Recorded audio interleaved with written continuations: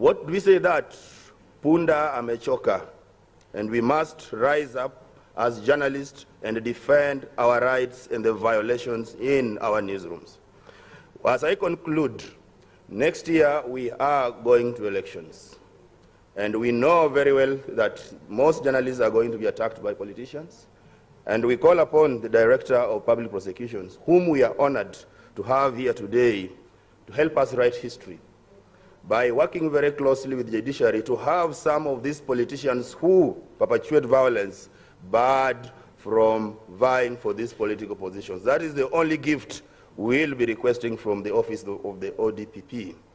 We've had conversations with the IEBC so that when they are enforcing the Electoral Code of Conduct, they must also make sure that action is taken against politicians who incite their supporters to attack journalists. So we'll be very glad to see politicians who will be tempted to promote violence against journalists actually action taken against them. You take them to court, and if judiciary will allow them to vie, then we'll know that actually the biggest enemy of journalists and people who are promoting violence against journalists actually is the judiciary. And then we will make that very clearly when that time comes. We are not going to allow and entertain attacks on journalists by politicians. If you look at recent by-elections, you'll know why I'm saying that.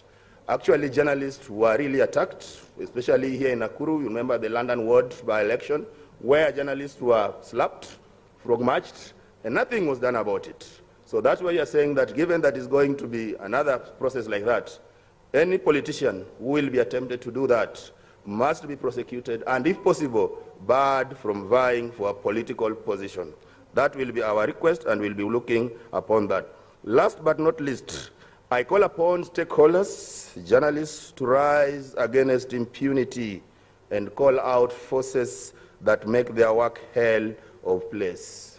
We must promote a conducive work environment as required by Sustainable Development Goals. You remember one of the Sustainable Development Goals is decent work. Decent work must be promoted in our newsroom and must be promoted in the media, whereby you work, you are remunerated properly, and you are able to take care of your bills.